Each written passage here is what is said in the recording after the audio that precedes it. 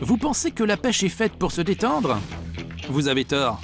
Bienvenue dans un monde où vous ne pouvez faire confiance ni à vos amis.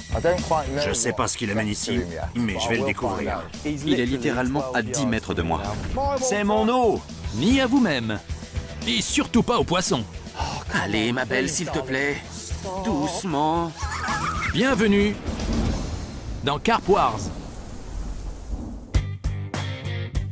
Cette compétition voit s'affronter les grands noms de l'univers de la pêche à la carpe dans une série d'1 contre 1 d'une durée de 24 heures. Les règles sont simples. 2 cannes par pêcheur, 1 point pour le poisson le plus gros et 2 points pour le poids total le plus élevé. Après 15 batailles acharnées, les 2 pêcheurs avec les meilleurs scores s'affronteront pour une grande finale.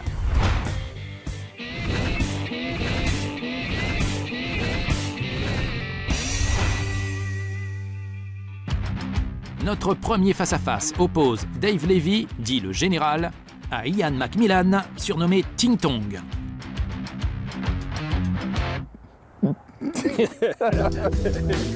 Comme on dit parfois dans le milieu du spectacle, ça va être chaud. Car si l'on en croit les experts, notre pêcheur originaire de l'Essex, Dave Levy, est du genre à mettre le feu. Cet ancien parachutiste ne doit pas son surnom de général à sa remarquable carrière militaire, mais à cet homme. Le chanteur de reggae, Général Levy. Bien que Dave soit incapable de monter une gamme, il faut admettre qu'en matière de pêche, c'est une véritable pointure qui fait la une de toutes les revues de pêche. De tous les compétiteurs, il est celui que Macmillan redoute le plus. On ne tarit pas d'éloges à son sujet.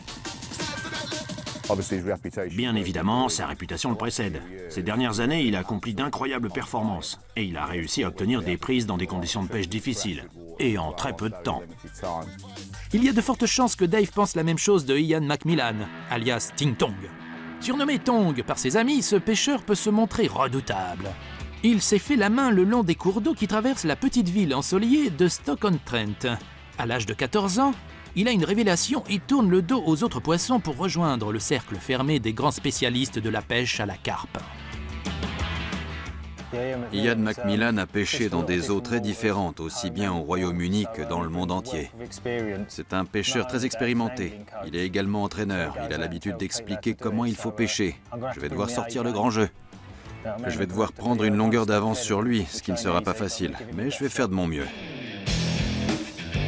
L'affrontement du jour se déroule au lac Tillingham, à Par Fisheries dans l'Essex. L'eau s'étend sur un peu plus de 18 000 mètres carrés. Les carpes qui y vivent pèsent en moyenne une dizaine de kilos, la plus grosse recensée avoisinant 15 kilos. Elles partagent le lac avec des perches, des rotangles, des gardons, des tanches et d'étranges poissons-chats connus pour pouvoir atteindre 38 monstrueux kilos. 6 postes de pêche sont attirés au sort. Ian obtient les postes 1, 2 et 4, tandis que Dave récupère les postes 3, 5 et 6. C'est un super lac et les postes ont été répartis de manière parfaitement équitable tout autour. On dispose tous les deux à la fois d'étendues bien dégagées et de recoins plus étroits. On ne va pas empiéter dans le périmètre de l'autre. Il y a des poissons partout, on les voit faire des bulles à la surface. J'ai aussi aperçu quelques poissons-chats. J'ai pas vraiment envie d'en attraper, mais Dave, lui, il peut passer la nuit debout s'il s'aventure dans sa zone de pêche. Que la compétition commence! Avant le coup d'envoi, nos pêcheurs disposent d'1 heure pour s'installer et préparer leurs amorces.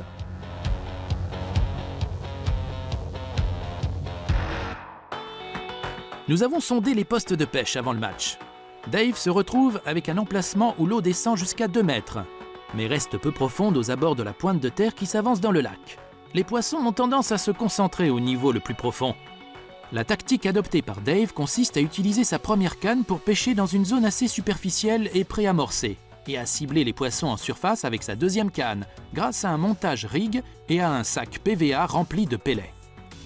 Je pense que le poste où je vais m'installer pour commencer, et où je risque de passer le plus de temps, est le poste 3. Il y a une pointe de terre juste en face qui s'avance et les poissons semblent pas mal se concentrer dans cette zone. J'ai lancé des amorces au fond du banc de gravier qui se trouve là-bas. Jusqu'à présent, j'ai remarqué qu'il y avait pas mal d'agitation. Je pense à des tanches, mais il doit y avoir quelques carpes qui s'y cachent. Tong va démarrer au poste 2. Et d'après les résultats obtenus avec le sondeur, à cet endroit, l'eau descend à un peu plus de 2 mètres de profondeur. Comme au niveau du poste de Dave, les poissons semblent surtout rester en surface. J'ai l'intention de cibler les poissons et d'adopter une approche opportuniste. Je sais que Dave a commencé à amorcer sa zone de pêche. Je vais garder un œil sur lui, car il est très en forme. Tong reste sur ses gardes, de peur de n'attirer que les tanches et des poissons-chats s'il répand trop d'amorces dans sa zone de pêche. Il préfère commencer avec quelques spons garnis de bouillettes, de maïs et de chènevis. Il compte ensuite utiliser un montage pop-up pour attraper les poissons qui se montreraient en surface. Son intention première était de suivre les recommandations de son camarade et adversaire Ian Russell, qui utilise un zig-rig pour cibler les carpes dans les couches superficielles et pêcher en surface. Mais les conseils de Ian ne s'avèrent pas si efficaces que ça. Ce dernier l'aurait-il fait exprès? Allez savoir.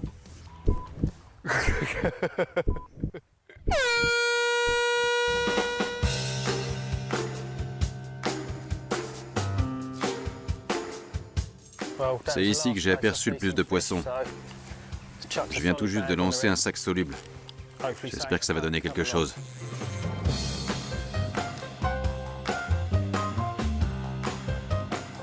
Pendant que le général peaufine sa stratégie, Tong se montre plus passif et attend qu'un poisson montre le bout de son nez. Mais est-ce la bonne tactique? Je suis en train de me dire que le seul point négatif, c'est que j'ai amené beaucoup plus d'amorces pour pêcher en surface que pour pêcher en fond. Je ne suis pas encore allé faire un tour pour voir comment Dave a décidé de s'y prendre et l'imiter. Je dois reconnaître que Lévy est toujours très ingénieux. Les pêcheurs de l'Essex sont rusés. Ils ont toujours plus d'un tour dans leur sac. En réalité, s'il commence à avoir des prises, je peux toujours lancer une ligne à l'extrémité de sa zone de pêche depuis mon poste. Et pendant que Tong bavarde tranquillement, Dave a déjà une touche. J'ai entendu son alarme. Il commence décidément très fort. On dirait qu'il cherche à me mettre la pression.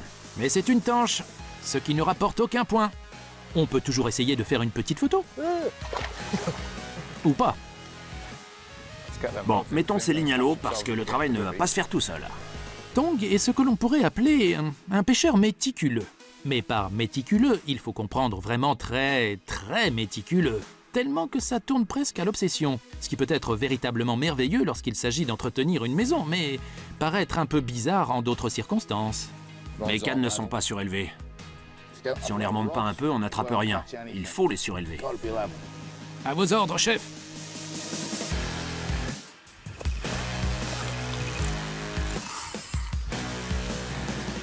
On dirait que mon amorce a attiré un poisson. J'espère que c'est pas une autre tanche. J'espère que cette fois, c'est la bonne. Mais j'ai l'impression que le montage s'est défait. Pourvu qu'on ait une jolie carpe. Par ici. Nickel. Je la laisse dans le filet et je vais relancer un sac sur ce spot. Je vais profiter du vent qui souffle pour continuer à pêcher dans cette grande étendue ouverte. Ça marche pas trop mal. Pendant que l'équipe s'affaire pour procéder à la pesée du poisson fraîchement pêché, la deuxième canne de Dave se met à sonner. Je l'ai perdu. Voilà qui devrait rassurer notre ami Tong. Vous n'allez pas le croire, elle fait 15 kilos. Non, elle fait 6,5 kg. C'est la première carpe. Ça doit faire 40 minutes qu'on a commencé. Elle fait plus de 6 kilos. Elle est vraiment magnifique. Je suis très content. Pourvu que ça continue comme ça.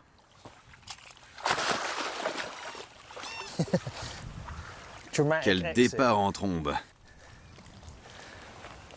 Va dire à tes petites copines que c'est open bar par ici. Buffet à volonté.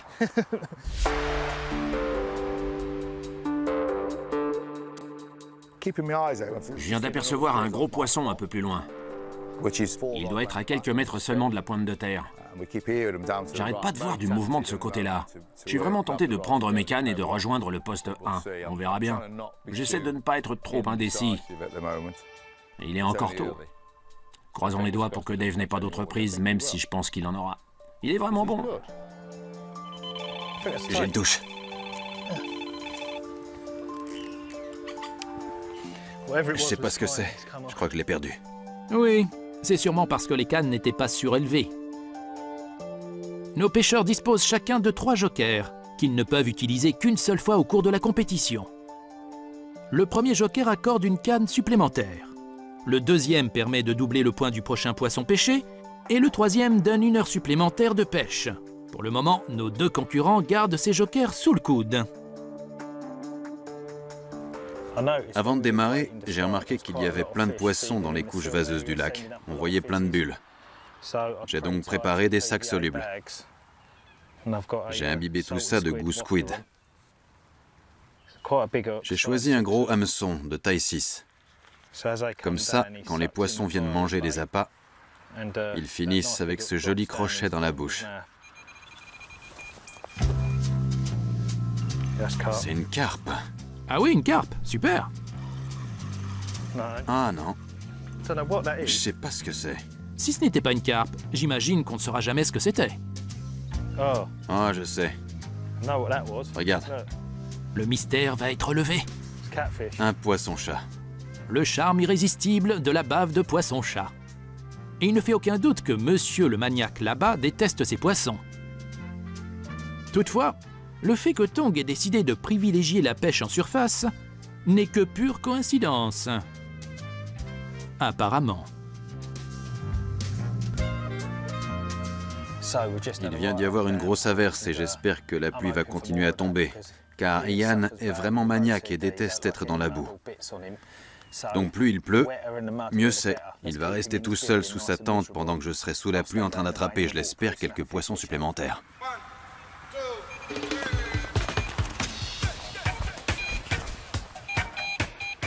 Certaines personnes ont une vision très simple des choses. J'ai une nouvelle touche au niveau de l'îlot. Je suis sûr que ce coup-ci, c'est une carpe. Il faut que ce soit une carpe. J'ai attrapé beaucoup de tanches autour de cet îlot jusqu'à présent.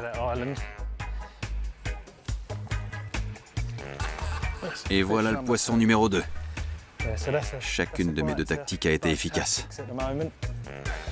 Et cela ne semble pourtant n'être que le début.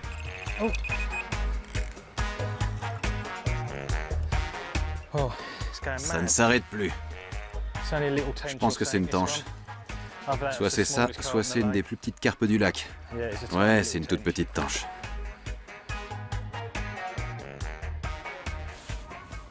Et voilà la 2e carpe que j'ai réussi à attraper. 4,9 kg. J'ai eu une prise avec chacune de mes 2 cannes, donc je vais continuer à varier les tactiques sur mes 2 lignes.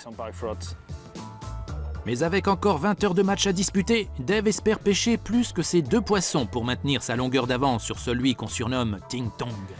Il devrait à nouveau pleuvoir d'ici 1 heure. Attention, il va y avoir de la boue partout. Il essaie de me mettre la pression avec toutes ces histoires de pluie et de boue qu'il menace de me jeter dessus. Mais évidemment, je ne le laisserai pas essayer de m'impressionner. Après tout, il n'est pas imbattable. Attendons de voir comment évolue ce match.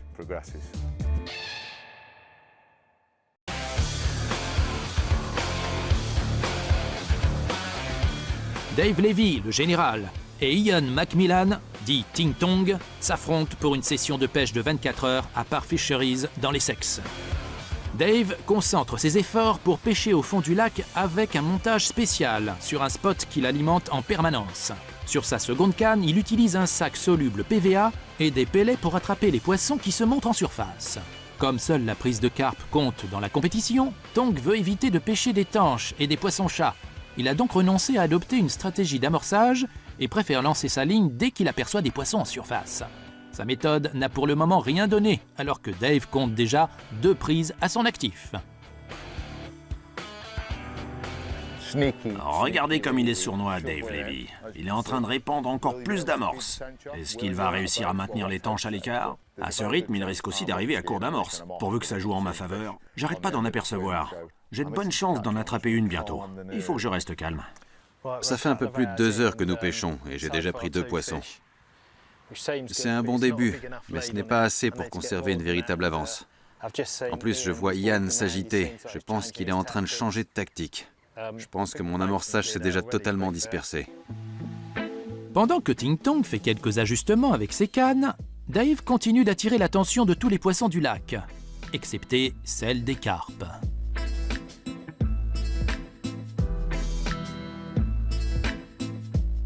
Du côté du poste 4, Tong s'en remet à sa longue expérience. Tout indique qu'en théorie, il devrait réussir à attraper des poissons. Malheureusement pour lui, les poissons du lac ne semblent pas vouloir mettre sa théorie en pratique.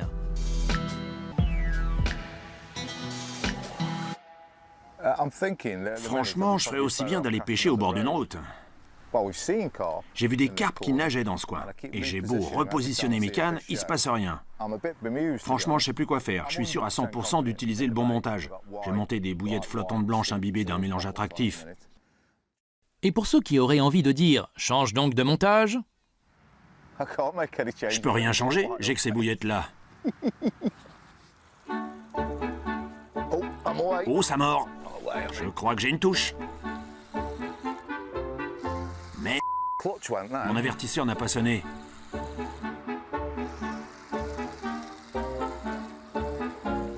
Vous l'avez entendu? Non.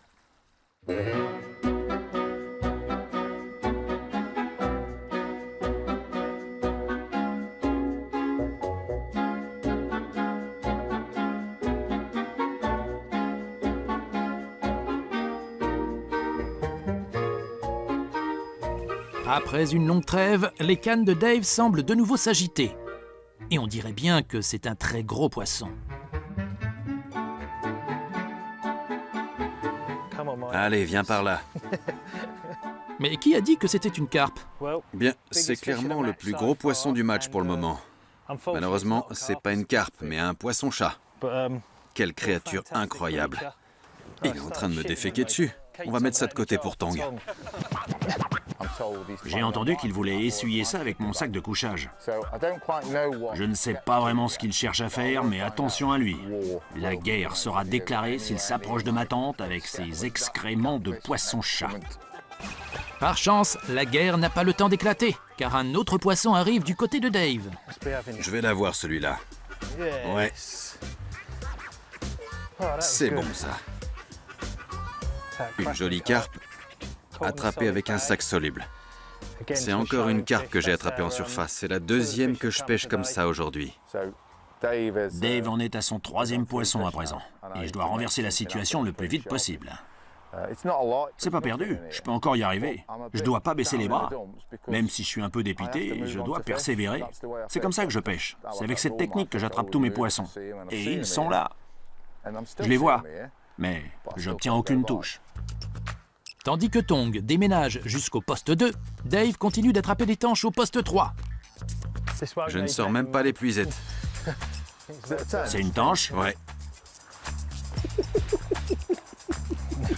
Je devrais pas rigoler parce que j'ai pas encore attrapé une seule carpe. Et je crois que t'en as déjà eu 3. Ouais, j'en ai perdu une aussi. Je ne peux pas être vu en train de toucher le matériel de mon adversaire. À peine le malchanceux est-il retourné à son poste de pêche que Dave attrape non pas une, mais 2 carpes d'affilée. C'est la 3e carpe que j'attrape avec les sacs. Cette technique se montre efficace. Elle fait 7,5 kg. C'est la plus grosse jusqu'à présent. C'est une bonne journée, pourvu que la pluie continue. Comme ça, Tong restera à l'abri sous sa tente. Ça m'arrange quand c'est comme ça. Tong décide de revoir entièrement sa stratégie et de réfléchir à la tactique à adopter. Il troque un instant ses bouillettes contre un smartphone équipé de la 4G. En quelques minutes, il se retrouve avec un plat à emporter. Du côté de Dave, le véritable festival d'étanches auquel on assiste est interrompu par l'arrivée d'un rotangle. De retour au poste 2, le repas semble désormais toucher à sa fin.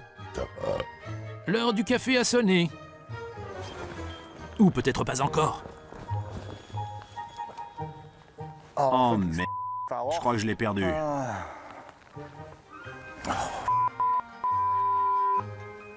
Bon, un petit chocolat pour se remonter le moral? Oh.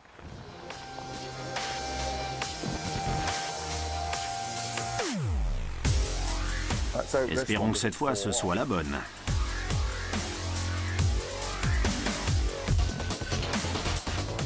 Allez, viens par là.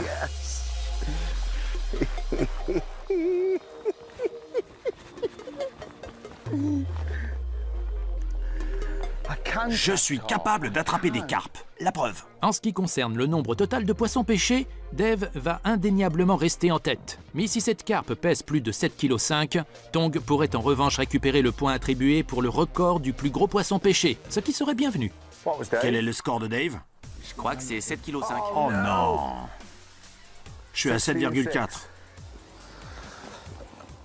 Et voilà le travail. J'ai jamais été aussi content d'attraper une carpe de toute ma vie. Je remporte pas de points au tableau, mais peu importe. Je suis vraiment satisfait de l'avoir eu. Et je suis remonté à bloc. J'ai pas dit mon dernier mot. Mais quelques minutes plus tard, Dave continue de creuser l'écart en pêchant une belle carpe de plus de 5 kilos.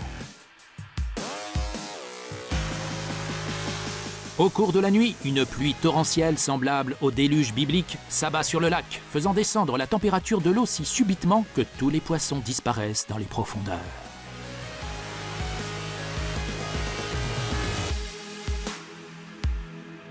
La matinée ressemble à la veille, puisque Dave Levy semble déployer de nombreux efforts pour saluer personnellement toutes les tanches du lac. Soudain, il croise une carpe.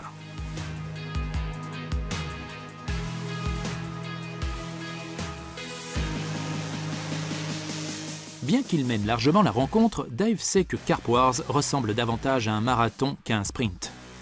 Perdre un point dès à présent pourrait coûter cher plus tard pour se maintenir dans le classement.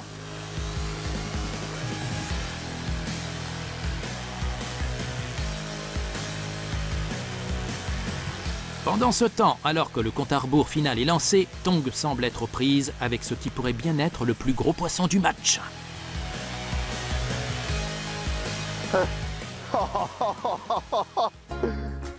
C'est dégoûtant.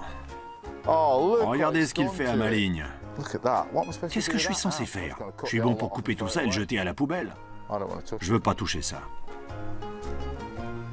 Je toucherai pas ce poisson. Je le sors pas de l'épuisette. Non mais regarde-moi ça. Après cette magnifique prise, qui aura nécessité l'intervention de toute l'équipe pour sortir le poisson-chat pêché par Macmillan de son filet, jetons un œil au tableau des scores. Cumulant le poids total de poissons pêchés le plus élevé et le record de la prise la plus grosse, Dave Levy remporte les 3 points. Comme il s'agissait du tout premier match de la compétition, il se retrouve pour le moment en tête du classement. Bien joué, j'ai été battu par le meilleur pêcheur de sa catégorie. Merci, mais c'est pas faute d'avoir persévéré. T'as vraiment tout essayé.